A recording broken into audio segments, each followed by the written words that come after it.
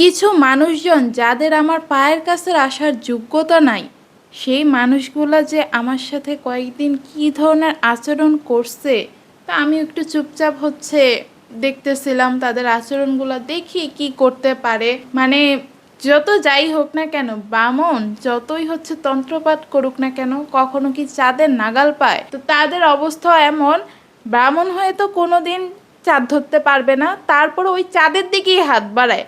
লোভ একটা বলে কথা আছে না, লোভ জিনিসটা আসলে ছাড়া খুবই মুশকিল। আর কখনো যদি কোনো জিনিস না দেখে হঠাৎ করে দেখে, তাহলে তো লোভ একটু কাজ করবেই। যাই হোক গাইস, অলরেডি আপনারা আমার জামাইয়ের চ্যানেলে তার একটা কমিউনিটি পোস্ট দেখে ফেলছেন যে তারা খুব বড় একটা বিপদের মাঝখানে পড়ে গেছে। এই কারণে 2 দিন ধরে ব্লগ দিতে পারে না।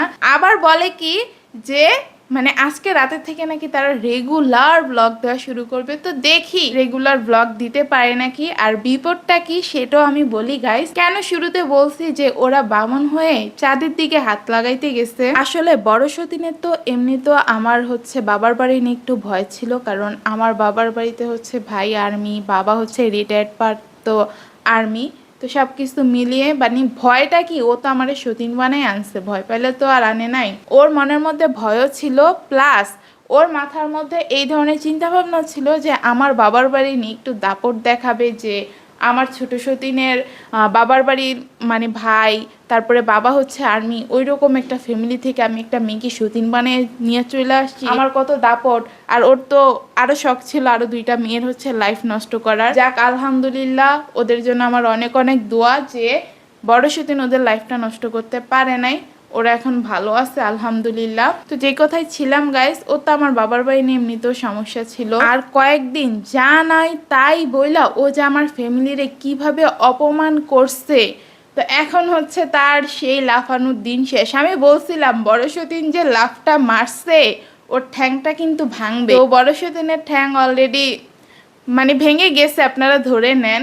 কারণ আমার ভাই আলহামদুলিল্লাহ আলহামদুলিল্লাহ মাশাআল্লাহ প্রমোশন পাইছে, প্রমোশন পেয়ে এখন আর্মি অফিসার হয়ে গেছে। এতদিন তো এমনিতেই বড় সতীনের কাপাকাপি ছুটে যাইতো আমার ভাই নর্মাল পজিশনে থাকার পরেও, আর এখন তো আমার ভাই অফিসার হয়ে গেছে। বুঝেন বড় সতীনের অবস্থা কি। আর ও ভয় পেয়ে আমার জামাইয়ের অবস্থা কি করছে, যার কারণে আমার জামাই পোস্ট করতেই বাধ্য হয়েছে, তারা এমন বিপদে পড়ছে। মানে জামাই তো অলরেডি সকালবেলা পালাইয়া গেছে, সাথে বড় সতীনও মনে হয় পালানোর প্রস্তুতি সব নিতেছে, কারণ মহিলা মানুষ তো বুঝে না, আগের বার কিছু না নিয়ে গেছে, এবারও যদি কিছু না নিয়ে যায় তাহলে কি হয় বলেন তো। এই কারণে মনে হয় ব্যাগ বস্তা সবকিছু গুছাইতেছে পালানোর জন্য আর কি। আর এটাই হইতেছে সবচেয়ে বড় বিপদ, যার কারণে 2 দিন ধরে ওরা কোনো ধরনের ব্লগই দিতে পারতেছে না। আর গাইস, বড় সতীনের কত বড় সাহস একবার চিন্তা করেন। মানে ও ক্যাপশনই দিছে কালকে যে আমার শাশুড়ি মা নাকি এই বাড়িতে যারাই আসে সবাইকে কান্না করায় এই বাড়ি থেকে বিদায় করে। মানে কি ভাই, মানে বিশেষ করে বলছে তার ভাইয়ের বউদের ক্ষেত্রে। আমি বড় সতীনকে একটা কথা বলতে চাই যে তুই কি আমার সাথে কথায় পারস না, নাকি ভয়ে চুপসাই গেছস? এই কারণে কি জানি এবার শাশুড়ির পিছনে লাগছস, শাশুড়ির বাবার বাড়ি নিয়ে লাগিয়া গেছস। মানে ও কথাটা বললো কেন, ওর এত বড় সাহস হয় কিভাবে, আমি আসলে বুঝি না গাইস। আর আপনারা এবার সেই ব্লগগুলা কিভাবে দেখেন, এই চুন্নির ব্লগগুলা আপনারা ওরা ধুলাই দিয়ে দিতে পারেন না, ওরা একটু বাঁশ দিয়ে দিতে পারেন না, তাইলেই তো আর এসব কথা বলার সাহস পায় না। মানে সতীনে সতীনে ঝগড়া এটা না হলে মানা যায়, ও কোন আক্কেলে শাশুড়ির ভাইয়ের বউয়ের বিষয়টাই না নিয়ে আসলো। আর গাইস, আরেকটা মজার কথা আপনাদেরকে বলি, বড় সতীন মানে ওর যে লাস্ট ব্লগটা আপলোড করছিল সেখানে কি করছিল, বড় মামানির কথা বলতে গিয়েও বলে নাই। কারণ ওই বড় মামানি বরিশালের মেয়ে, আর বরিশালের মানুষ আমি যতটুকু ঘাটাঘুটি করে জানার পরে মানে ঘাটাঘুটি করে জানছি আর কি, যে বরিশালের মানুষের যেমন আপ্যায়ন সব কিছু করে, ঠিক তেমনভাবে তাদের সাথে যদি কেউ চোখ উল্টায় তারা ওই চোখটা খুললে নিতে বেশিক্ষণ দেরি করে না। তো বড় সতীনে বুঝা গেছে ওই মামানের নিয়ে যদি কিছু বলে, ওই বরিশাল্লা মনু ওর থুত মারা খুললা নিতে বেশিক্ষণ দেরি করবে না, যার কারণে বড় মামানিরে নিয়ে কিছু বলতে সাহস পায় নাই। আর বাকি 2 মামানি আমাদের মানে আশেপাশের কুমিল্লার, তারপরে নারায়ণগঞ্জে, তারা তো ভালো মানুষ, তারা মানে যাই বলুক না কেন, যাই করুক না কেন, কখনো কিছু বলবে না। যার কারণে তাদেরকে নিয়ে বদনামটা করছে। ও কত বড় কাল নাগিন একবার চিন্তা করেন।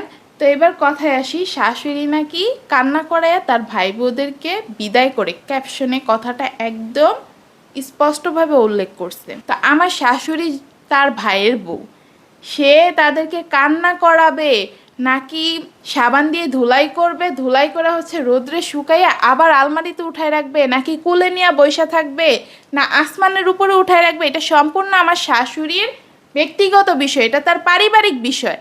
আর বড় বোন হয় গাইস মায়ের মতো, শুধু একটা ভাই মনে হয় বড়, আর বাকি ভাইগুলো হচ্ছে আমার শাশুড়ির ছোট। তো ছোট ভাই বড় বোন কিভাবে পালন করে বলেন তো? মায়ের পরেই কিন্তু বড় বোনের ঠাঁই। তো যেই বোন হচ্ছে মায়ের আদর দিয়ে ভালোবাসা দিয়ে ছোটবেলা থেকে বড় করছে ভাইরে, এখন তাদের বউ আসে, মানে এটা একটা প্রকৃতিগত নিয়ম যে বড় হইলে ছেলেরা বিয়ে শাদী করবে, আবার মেয়েরা বিয়ে শাদী করে শ্বশুর বাড়িতে চলে যাবে। এখন ভাইয়ের বউরা হচ্ছে আমার শাশুড়ির ছোট বোন। তো ছোট বোন যদি কোনো দোষ করে, তাহলে তার দোষটা ধরায় দেওয়ার মানে কার দরকার? অবশ্যই বড় বোনের। তো বড় বোন দোষ ধরাই দিলে যদি সেই ক্ষেত্রে ভাইয়ের বউয়ের বা ছোট বোনের কষ্ট লাগে, তাহলে সে একটু কান্না করলো, রাগ করলো, মন খারাপ করে বসে থাকলো। আমাদেরকে কি কেউ বকাঝকা করলে আমরা মন খারাপ করে বসে থাকি না? অনেক সময় দেখা যায় যে এত খারাপ লাগে যে আমরা কান্নাকাটি করি, কিন্তু সেই মানুষটা শাসন করার পরে যদি আবার এসে ভালোভাবে কথা বলে, ভালোভাবে সব কিছু মিটমাট করে ফেলে, তাহলে কি সেই কষ্টটার মনে থাকে গাইজ? আমার শাশুড়ি তার ছোট বোনদেরকে যদি একটু শাসন করেও, সেটা তো তাদের ভালোর জন্যই করছে, কারণ সংসারটা তার ভাইয়ের। ভাইরে ছোট থেকে বড় করছে, সে ভাইয়ের প্রতি দরদ থাকবে তার। ভাইয়ের সংসারে যদি কোনো প্রকার ভুল দেখে, কোনো প্রকার ত্রুটি দেখে, তাহলে তো সেটা সেই ধরাই দিবে। কষ্ট তো তারই লাগবে, কারণ ছোট থেকে ভাইরে তো বড় করছে সে। আর হচ্ছে ভাইয়ের বউরা তো ছোট, তো ছোটদেরকে ভুল ধরাই দিবে না? তো এই ক্ষেত্রে বড় সেদিন কোন সাহসে কথা বলে? আমি তো আসার পরে এই পর্যন্ত একবারও দেখলাম না যে মামানিরা বাসায় আসছে, আমার শাশুড়ি মা তাদেরকে কান্না করে পাঠাইছে। আর গাইস, আপনারাই বলেন, আপনারা এই প্রশ্নের উত্তরটা দিবেন যে একটা মানুষকে যদি কান্না করে, বারবার অপমানিত করে, কান্না করে বাড়ি থেকে বের করে, তাহলে সেই মানুষ কি আবার সেই জায়গায় বেড়াইতে আসে? এটা জীবনেও সম্ভব? বিশ্বাস করবেন না, মামানিরা এমন। আমার শাশুড়ি যদি ফোন দেয় না, ফোন দিয়ে যদি বলে না যে আমার মানে মাঝে মধ্যে হয় না, এমনিতে তো তারা বেড়াইতে আসে, আবার মাঝে মধ্যে হয় কি আমার শাশুড়ি তার কলিগদেরকে দাওয়াত করে, বা দাওয়াত যদি নাও করে বাসা থেকে হচ্ছে খাবার রান্না করে নিয়ে কলিগদেরকে দেয়। তো সেই ক্ষেত্রে হয় কি, আমরা তো একা হাতে সামলাইতে পারতাম না, যখন ভালো ছিলাম তখনকার কথাই বলতেছি। আমরা দুইজন একা হাতে এত কিছু সামলাইতে পারি না, কারণ কেউ সংসারের সব কিছু তেমন ভালোভাবে বুঝি না। তো তখন যদি মামনিদেরকে ফোন দিত, তারা মানে সাথে সাথেই বলতো, আরে আপা আগে বলবেন না, এত দেরি করে কেউ বলে? মানে পাগল হয়ে যেত। আমার শাশুড়ি ফোন দিতে দেরি, তারা আসতে দেরি করতো না। যদি আমার শাশুড়ি তাদেরকে ভালো নাই বাসতো, বারবার কান্না করে বাড়ি থেকে বিদায় করতো, তারা সেই জায়গায় আবার কেন ফিরে আসবে? আপনারা একটু বলেন। মামানিরা নাকি আমার শাশুড়িরে অনেক ভয় পায়, সে তাদেরকে কান্না করায়, অপমান করে সব সময়। এই কারণে তাদের বাড়িতে গেলে হচ্ছে বাড়িঘর গুছায় রাখে, সব কিছু পরিপাটি করে রাখে। তো বলি কি, তোমার মতো তো সবাই পেতনি না যে সারা বছর হচ্ছে ঘর এলোমেলো করে রাখে, তারপরে হচ্ছে যদি কেউ আসে তখন গিয়ে সব কিছু গুছায়।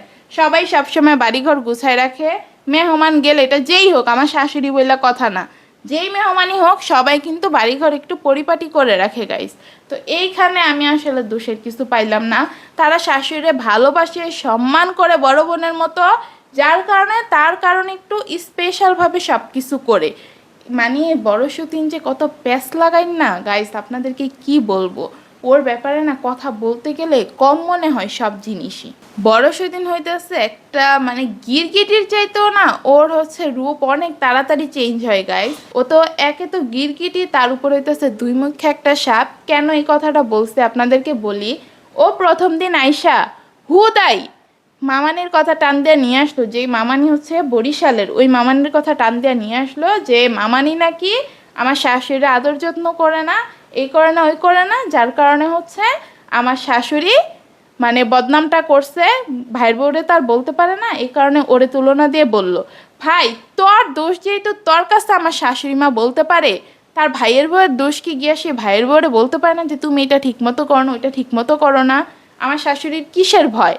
মানে সে কি সবসময় বাবার বাড়িতে থাকে, ভাইয়ের কাছে থাকে, যে ভাইয়েদের ভরসায় খাইতেছে, ভাইয়ের বউরে কিছু বলতে পারবে না?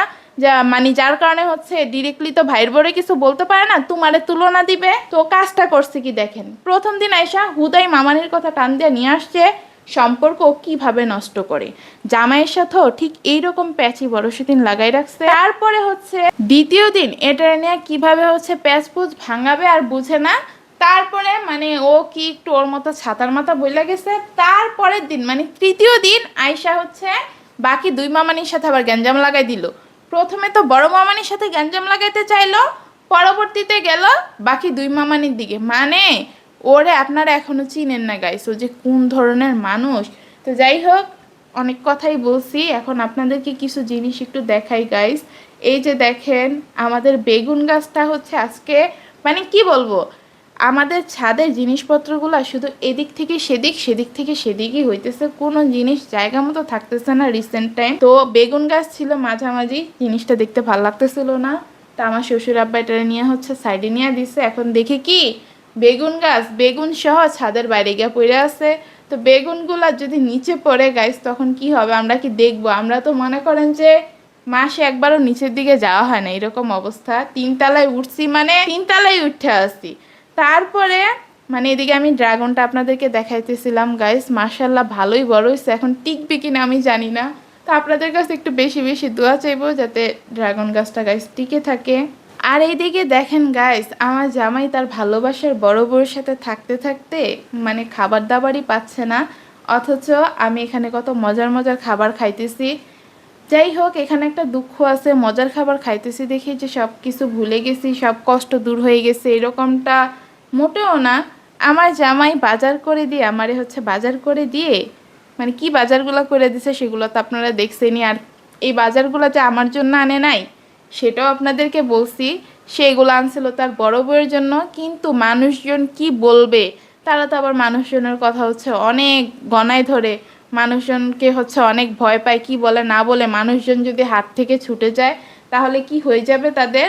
তো মানুষজন কি বলবে এই কারণে হচ্ছে আমারে দিয়ে দিছে। যদি আমার জন্য ওই বাজারগুলো করে আনতো তাহলে অবশ্যই আরও কিছু জিনিসপত্র থাকতো, কারণ এখানে যত বাজার আনছে সবগুলোই ছিল শুকনা খাবার, চিড়া মুড়ি দই।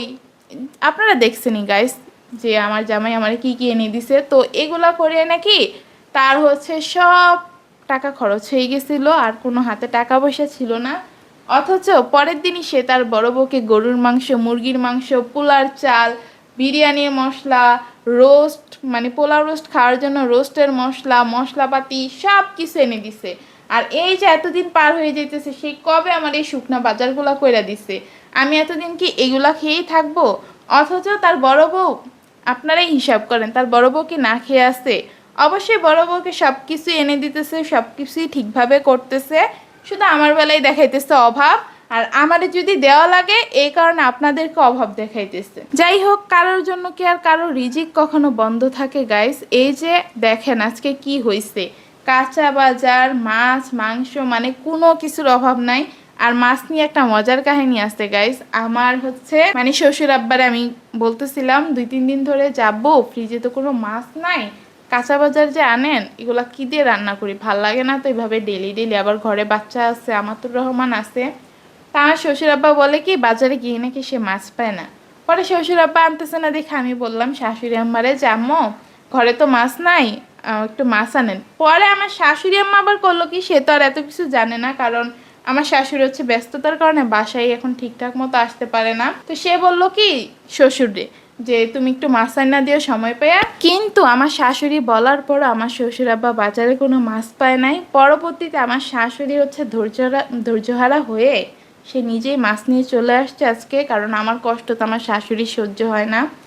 মানে আজকে শাশুড়ি আম্মাও মাছ আনছে, শ্বশুরও মাছ আনছে, তারপরে এতদিন ঘরে কাঁচা বাজারেরও টানাটানি, আজকে কাঁচা বাজার আনছে। তো কাঁচা বাজারগুলো কি কি সেগুলো তো আপনারা দেখতেছেনই গাইস। করলা আনছে কতগুলা, তারপরে ঢেঁড়স, বেগুন, পেঁপে, মিষ্টি কুমড়া, মানে একদিনে এত বাজার করছে। আর গাইস আজকে সবচেয়ে স্পেশাল জিনিস যেটা, আমার শ্বশুর আব্বা 1 মাস ধরে কাঁচামরিচ আনতেছিল না, কারণ কাঁচামরিচের নাকি অনেক দাম। তো 1 মাস পরে আলহামদুলিল্লাহ আজকে হচ্ছে কাঁচামরিচ আনছে। সেই সাথে ধনিয়া পাতাও আনছে। মানে ধনিয়া পাতার দেখাও তো মনে করেন যে শীতকাল চলে যাওয়ার পর দেখা খুবই রেয়ার, দুর্লভ একটা জিনিস হয়ে যায়। তা আলহামদুলিল্লাহ আজকে ধনিয়া পাতাও আনছে। গ্রানটা শুকেই না আমার একদম মন প্রাণ সব জুড়াই যাইতেছিল। আর একসাথে এত বাজার দেখে আমি এখন চিন্তায় পড়ে গেছি গাইস, যে বাজারগুলোর আমি কেমনে কি করব। কারণ মানে বাজার আনে না আনে না ফ্রিজ একদম হুদয়ে থাকে, ওই তো একটা সমস্যা। কিন্তু একসাথে এত বাজার করলে তখন হয় কি জানেন, মানে খাইতে খাইতে বাকিগুলো পচে যায়। আর ঘরে তো হচ্ছে আমার শাশুড়িও বাসায় আসতে পারে না, আমি আমার শ্বশুরই খাই ধরতে গেলে, আমার তো আর কতটুকুই বা খাই বলেন। গাইস আমার শ্বশুর আব্বা যে একসাথে এতগুলো টাকার বাজার করে নিয়ে আসলো, এতদিন আমারে হুদায় হুদায় রাইখা, এখন এগুলো যে পচবে। আর বর্তমানে বাজারে সবজির যেই পরিমাণে দাম, এত টাকা দিয়া সবজি আনার পরে সেই সবজিগুলো যদি পচা যায় তাইলে কেমন লাগবে বলেন তো। তার উপর ঢেঁড়স আনছে অনেকগুলা। এই ঢেঁড়স আবার একদিনের বেশি যদি ঘরে রাইখা দেওয়া হয় দেখা যায় কি এগুলা শক্ত শক্ত হয়ে যায়, পরে আর নেয়ার মতো কোনো পরিস্থিতিই থাকে না। মানে আমি চিন্তায় শেষ হয়ে যেতেছি গাইস, আমি কেমনে কি করব। আর এদিকে করলা ধরে আপনাদেরকে দেখাইতেছিলাম না, একটা কারণ আছে করলাগুলা বারবার ধরার পিছনে। করলাগুলা দেখে আমার ছোটোবেলার একটা স্মৃতি মনে হইতেছিল। তা আমরা যখন ছোট ছিলাম, আমার ছোট মামা কিন্তু কৃষিকাজ করে। তো মামা যে কৃষিকাজ করে সে হচ্ছে, আমরা যখন ছোট ছিলাম, এখন অবশ্য উস্তা লাগায় না, তো ছোটোবেলায় হচ্ছে অনেক, মানে কি বলবো, 2-3টা ক্ষেতের মধ্যে হচ্ছে উস্তা লাগাইতো। তো অনেক অনেক উস্তা হইতো, দেখা যাইতো কি কিছু কিছু উস্তা পেকে ফেটে একদম ওই যে ক্ষেতের মধ্যেই পড়ে থাকতো। আমরা যখন যাইতাম তখন গিয়ে না ওই যে ফেটে যাইতো না পেকে, বিচিগুলা কিন্তু একদম লাল টসটসে হয়ে থাকতো। আর এত মিষ্টি লাগতো বিচিগুলা, ওই বিচিগুলো না বসে বসে খাইতাম। মানে আমি একটা জিনিস এখনো বুঝি না, যে করলা উস্তা এগুলা কিন্তু অনেক তিতা, ভিতরের বিচিগুলা পেকে এত মিষ্টি হয়ে যায় কেমনে। যাই হোক, এদিকে হচ্ছে গাইস আমি মাছগুলা সব নামাইতেছিলাম। আর এই মাছগুলা কিন্তু আনা হয়েছে সেই দিনের বেলা। তো দিনের বেলা হচ্ছে আমি একটু ব্যস্ততার কারণে মাছগুলা কাটাকুটি, মানে কাটাকুটি করতে পারি নাই, কারণ দিনে অত রিল্যাক্সে আমি কাটতেও পারবো না। এমনিতেই তো আমি মাছ কাটাতে হচ্ছে লাড্ডু। আর এবার হচ্ছে অল্প মাছ আনছে দেখা, আর মাছ তো বেশি বড় না, যার কারণে কাটায় আনে নাই। এই ধরনের মাছ আবার বেটারা কাটতে চায় না, বড় বড় মাছগুলা ঠুসঠাস করে কেটে দেয়, কিন্তু ছোট ছোট মাছ হচ্ছে কেটে দিতে চায় না যারা মাছ কাটে আর কি। সেই কারণে আস্ত মাছই নিয়ে আসছে। এখন রাতের মানে প্রায় 1টা বাজে গাইস, ওই টাইমে হচ্ছে আমি এগুলো সব নামাইছি, বরফ ছাড়াইছি, তাও ঠান্ডা ছিল। অনেক কষ্ট হয়েছে গাইস আমার মাছগুলা কাটতে, হাত পুরো ঠান্ডা হয়ে হিম হয়ে গেছিল। তো এই যে মাছগুলো আমি ঢালতেছি। আর গাইস আমার শ্বশুর আব্বা কি মাছ আনলো এতদিন পরে আমি বুঝলাম না, সবগুলা মাছ না হালকা হালকা, সেটার উচ্চারণ করলাম না, শ্বশুরের খারাপ লাগতে পারে, কিন্তু এই পাবদা মাছগুলো আবার মাশাল্লাহ টাটকা ছিল, খুব ভালো ছিল, মানে দেখলেই বোঝা যাইতেছিল। আর আনছে মানে আমার শাশুড়ি আম্মা যে মাছগুলো আনছে সেগুলো একদম টাটকা লাফাইতেছিল। সবশেষ আরেকটা দুঃখের কথাও বলি গাইস, মানে এই মুরগি মাছ সব কিছু কাটাকুটি করে আমার 2টার উপরে বাচ্চা ঘুমাইতে।